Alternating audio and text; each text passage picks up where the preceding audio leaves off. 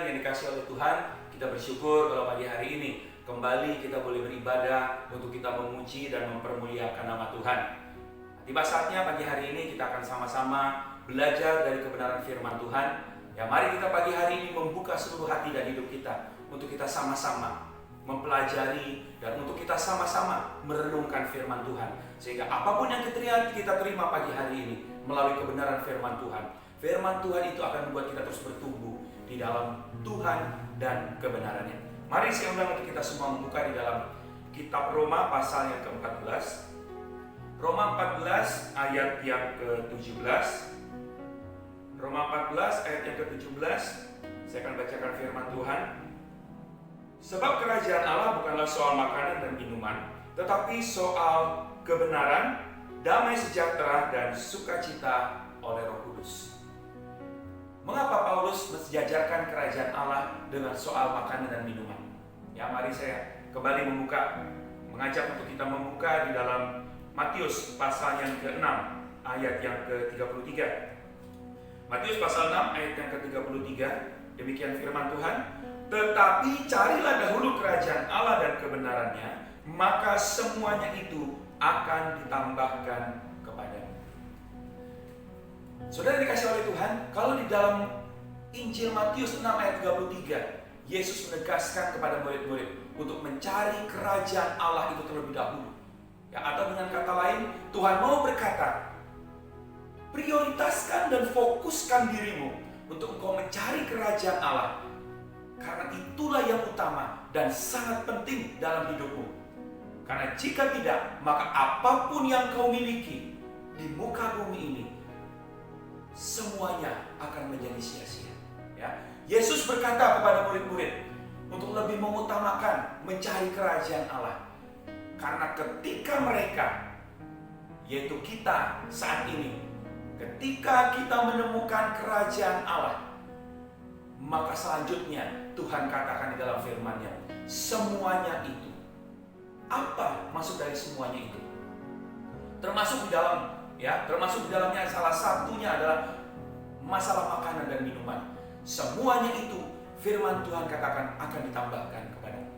Nah, Paulus sangat memahami dan dia berhasil untuk menangkap bahkan menghidupi pesan yang Yesus katakan kepada murid-murid. Nah, sehingga Paulus dia juga berkata kepada umat-umat Tuhan di Roma, dia mensejajarkan kerajaan Allah dengan perkara-perkara lahiriah dalam kehidupan mereka sehari-hari. Karena jika kita membaca ya dari ayat yang pertama dari pasal 14 kitab Roma itu, di situ perikopnya tentang jangan menghakimi saudaramu. Kemudian di ayat yang ke-13 di situ perikopnya jangan memberi batu sandungan. Kalau kita pelajari, ternyata bahwa umat-umat Tuhan di Roma saat itu, mereka sedang saling beradu argumentasi. Bahkan mungkin boleh dikatakan mereka juga saling serang tentang masalah-masalah, hal-hal lahiriah, hal-hal yang berhubungan dengan makanan dan minuman, hal-hal yang berhubungan dengan hari-hari tertentu. Nah, sehingga disadari atau tidak, akhirnya hal-hal ini membuat mereka saling menghakimi dan menjadi batu sandungan bagi orang lain. Kita bisa bayangkan, kalau hal itu terjadi, mungkin ya dalam sebuah komunitas kita bergereja, masing-masing kita sebagai jemaat atau pemimpin menafsirkan firman Tuhan berdasarkan dari apa yang katanya dia dapat dari Tuhan, berdasarkan pengetahuan atau pengertian yang dia miliki dan lain sebagainya. Saya percaya pasti kondisi dan keadaannya akan sama seperti pada saat itu. Pasti akan ada kekacauan dalam komunitas itu. Nah, sehingga akhirnya hal-hal tersebut akan dapat merusak damai sejahtera, sukacita dalam hati mereka masing-masing. Oleh karenanya, kekasih Tuhan, inilah yang Rasul Paulus maksudkan. Ya. Jangan sampai hal-hal jasmani, hal-hal yang lahiriah, bahkan penafsiran-penafsiran kita tentang firman Tuhan itu bisa mengakibatkan kita kehilangan kerajaan Allah, yaitu kebenaran, damai sejahtera, sukacita oleh Roh Kudus. yang seharusnya terus kita nikmati, yang seharusnya terus kita miliki dalam kehidupan kita sehari-hari.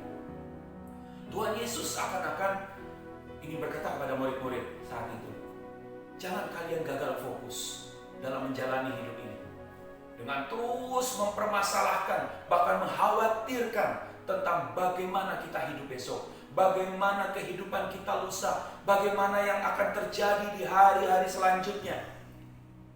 Karena jika kita terus terdistract, ya, saya gunakan istilah dari seorang hamba Tuhan, ya, kata terdistract itu memiliki pengertian teralihkan dari perhatian yang seharusnya terus menjaga hidup kita dalam kerajaan Allah, di mana selalu ada kebenaran, ada damai sejahtera, ada sukacita. Itu terdistract, teralihkan fokus kita dengan fakta-fakta lahiriah, dengan fakta-fakta negatif yang ada di depan kita. Sehingga kalau kita baca di ayat yang ke-27 dari Matius pasal 6, mari kita baca. Matius pasal 6 ayat yang ke-27. Matius 6 ayat 27. Siapakah di antara kamu yang karena kekhawatirannya dapat menambahkan sehasta saja pada jalan hidupnya? Saudara yang kasih oleh Tuhan, apakah dengan kita khawatir dengan apa yang terjadi dalam hidup kita di hari-hari ini, atau melalui apa yang kita dengar, apa yang kita lihat, apa yang kita rasakan, apakah semua itu bisa menambahkan umur kita? Malah justru sebaliknya, kita dapati bahwa orang-orang yang selalu hidup dalam kekhawatiran, orang-orang yang selalu hidup dalam ketakutan, atau bahkan kalau istilah saat ini disebut dengan galau, berapa banyak dari antara mereka yang mengalami depresi, stres, dan lain sebagainya. Nah, ini semua adalah tipu daya muslihat dari iblis yang terus mencoba mendakwa kita, dan kita harus selalu waspada dan berjaga-jaga sehingga kita terus tetap ada di dalam jalannya Tuhan. Selanjutnya Yesus katakan di dalam ayat yang ke-25 bagian B, kita akan baca, bukankah hidup itu lebih penting daripada makanan dan tubuh itu lebih penting daripada pakaian? Hidup yang dimaksud di sini adalah pada ayat yang ke-33 dari Matius 6 tadi, bahwa kita hidup dalam kerajaan Allah yang di dalamnya selalu ada kebenaran firman Tuhan.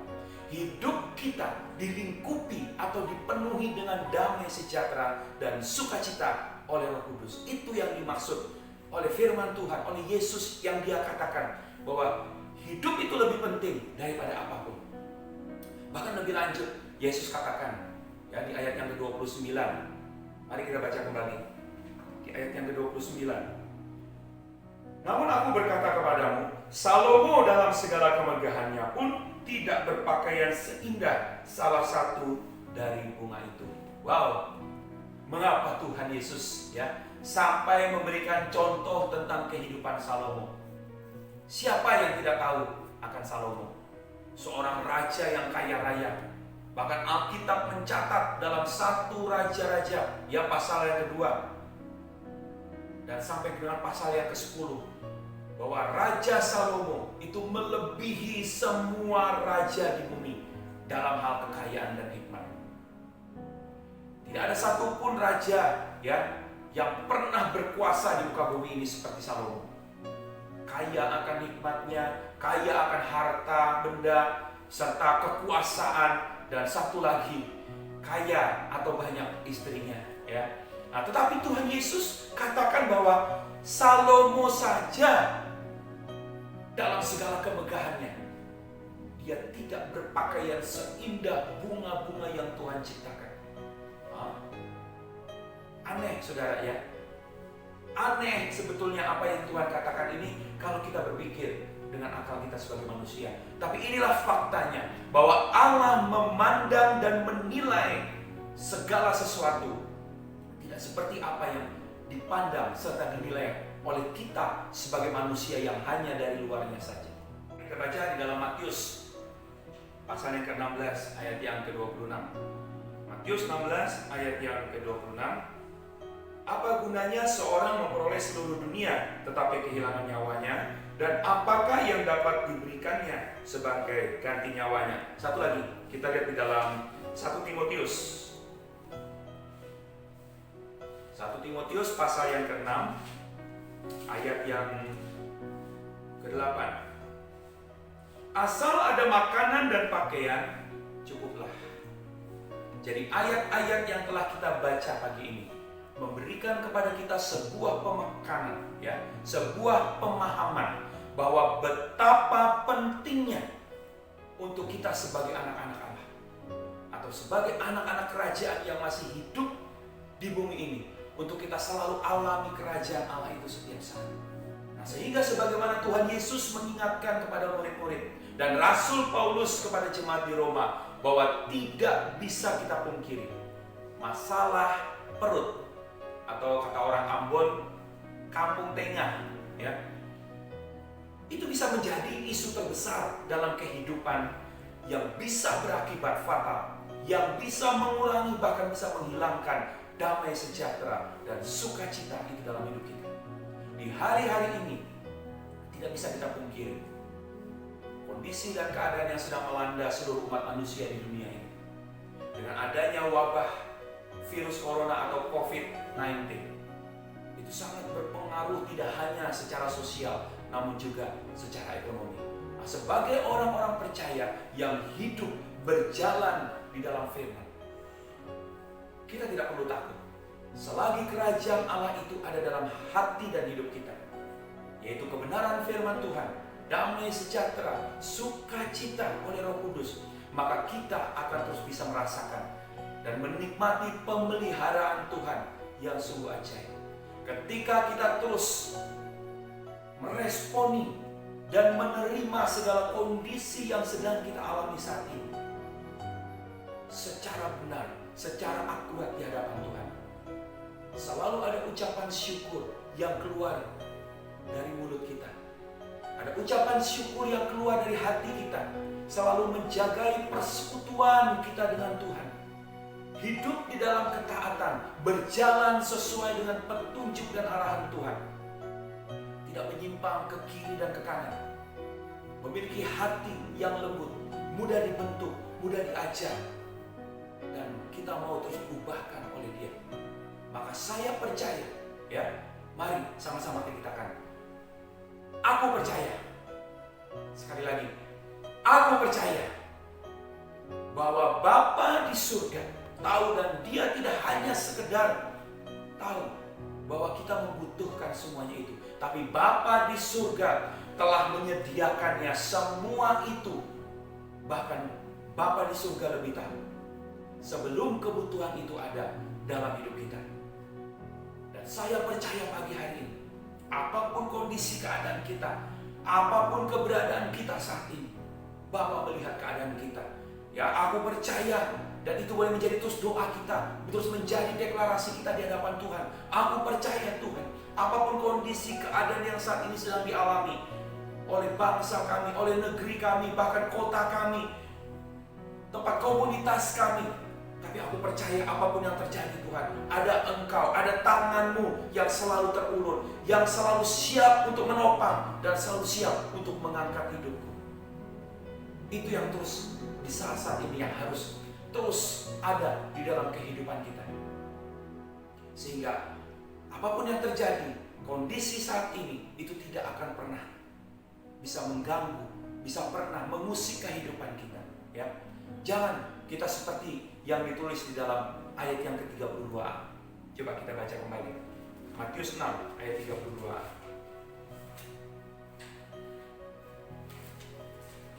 Kita kembali kepada ayat pasal yang tadi. Matius pasal 6 ayat yang ke-32. Semua itu dicari bangsa-bangsa yang tidak mengenal Allah. Semua itu dicari oleh bangsa-bangsa. Kalau terjemahan lain dikatakan dikejar, dituntut. Di hari-hari ini kita membutuhkan banyak firman Tuhan. Ya, sekali lagi saya tekankan kepada kita semua, di hari-hari ini kita membutuhkan banyak firman Tuhan. Bukan hanya sekedar kita jadikan firman Tuhan itu menjadi makanan rohani kita saja, tapi biarkan firman Tuhan itu boleh menjadi benih yang terus bertumbuh. Semakin banyak firman Tuhan yang kita dapatkan, maka akan terus menguatkan, bahkan mengokohkan akar-akar rohani kita.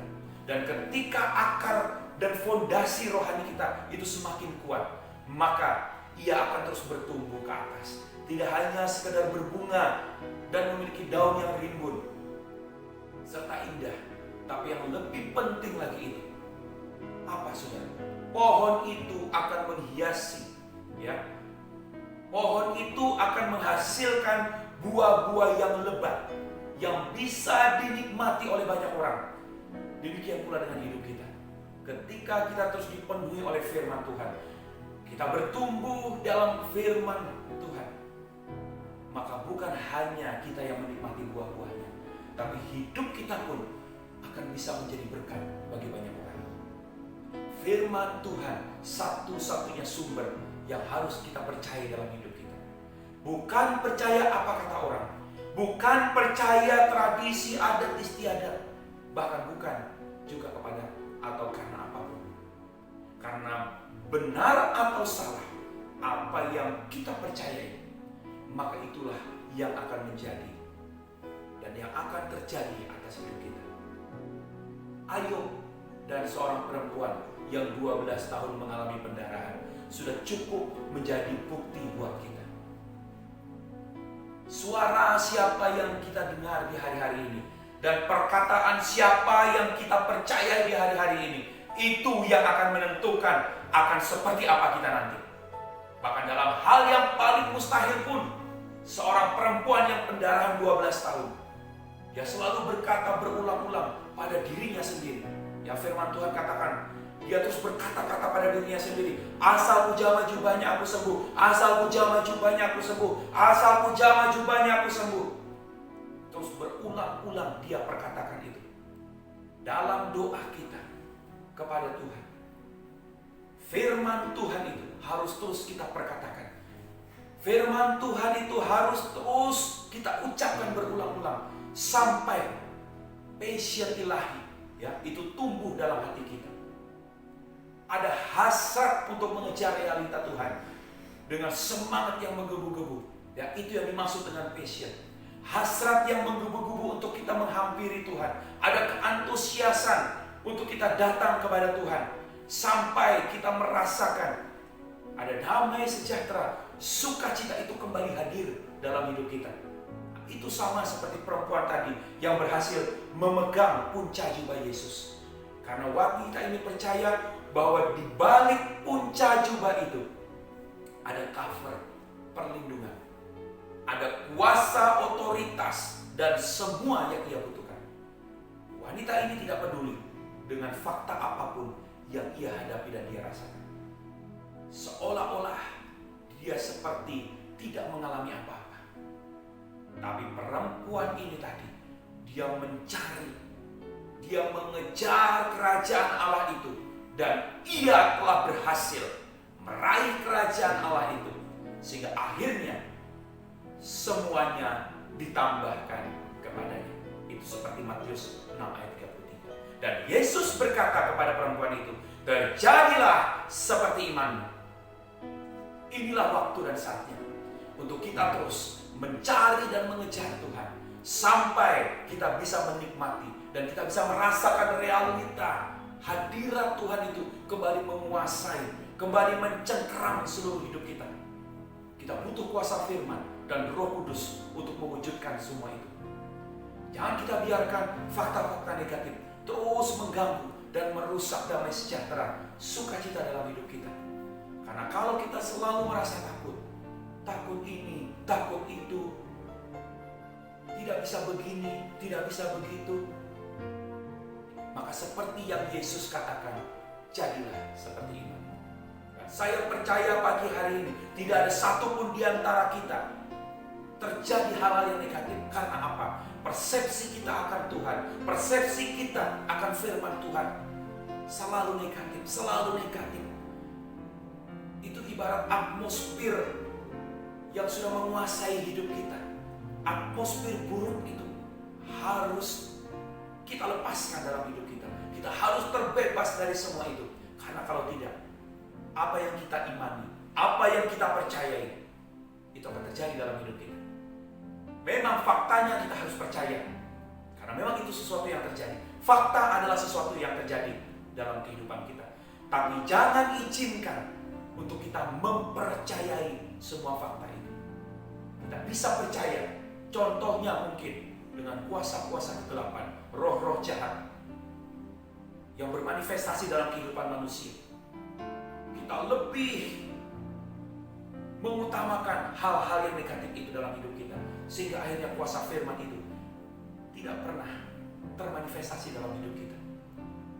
Kita percaya, tapi kita tidak mempercayakan hidup kita untuk hal-hal yang tidak berkenan di hadapan Tuhan. Yang kita percayai adalah perkataan firman Tuhan. Ya, kita harus berhati-hati dalam menyikapi apapun yang terjadi saat ini. Karena itu sangat berpengaruh dalam kehidupan kita. Jangan kita seperti Ayub. Dia pernah berkata, apa yang kutakutkan justru itulah yang menimpa. Apa yang kucemaskan justru itulah yang kualami. Jangan kita pernah bersikap seperti Ayub. Kita harus lebih berhati-hati ya dalam kita memperkatakan sesuatu, untuk kita mempercayai sesuatu. Makanya saya tadi di awal sudah katakan bagaimana kita harus penuh dengan firman. Kita harus banyak baca firman Tuhan, merenungkan firman Tuhan, dan terus memikirkan firman dan memperkatakannya. Karena di dalam Amsal pasal 4 ayat 23 katakan demikian. Kita buka di dalam Amsal.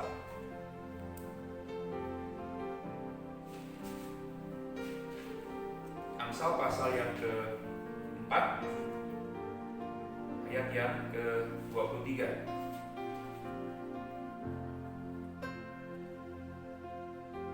Jagalah hatimu dengan segala kewaspadaan, karena dari situlah terpancar kehidupan. Ya, saya akan bacakan di dalam versi mudah dibaca. Dikatakan demikian, di atas segala-galanya hati-hatilah terhadap yang kau pikirkan, karena pikiranmu mengendalikan hidupmu. Ayat ini lebih jelas sekali. Ya, sekali lagi saya katakan, saya akan bacakan, di atas segala-galanya hati-hatilah terhadap yang kau pikirkan, karena pikiranmu mengendalikan hidupmu. Betapa pentingnya di hari-hari ini untuk kita terus mengubah pola pikir kita sesuai dengan kebenaran firman Tuhan. Betapa pentingnya di hari-hari ini untuk kita bisa menguasai pikiran kita, biar pikiran Kristus terus ada dalam hidup kita. Karena ketika pikiran Kristus, apa yang menjadi keinginan Tuhan, apa yang menjadi kerinduan hati Tuhan buat kita sebagai umat-umatnya, dalam kondisi keadaan apapun saat ini, kita terus berpikir positif terhadap siapapun, dalam keluarga, dalam rumah tangga, dalam perhimpunan, dalam komunitas. Kita selalu berpikir positif. Karena firman Tuhan katakan, pikiranmu mengendalikan hidupmu. Ya, firman Tuhan pagi hari ini boleh membawa setiap kita untuk kita terus mempercayai firman Tuhan, untuk kita harus menjagai damai, sejahtera, dan sukacita yang Tuhan berikan dalam hidup kita. Karena ketika damai, sejahtera, sukacita itu ada terus dalam hidup kita, firman Tuhan katakan, disitulah kita akan menikmati kerajaan Allah yang sesungguhnya. Sehingga ketika kita ada dalam kerajaan Allah, kita hidup dalam kerajaan yang tidak tergoncangkan. Apapun yang mencoba menggoncang kehidupan kita, apapun yang mencoba menghancurkan kita, kita akan seperti pohon yang ditanam, akarnya kuat sampai ke dasar, sehingga kita terus bisa bertumbuh, bisa berbuah-buah bagi kemuliaan nama Tuhan. Amin buat firman Tuhan. Mari saya undang untuk kita sama-sama berdoa. Bapa di dalam surga, kami bersyukur kepadamu Tuhan untuk kebenaran firman-Mu pagi hari atas hidup kami.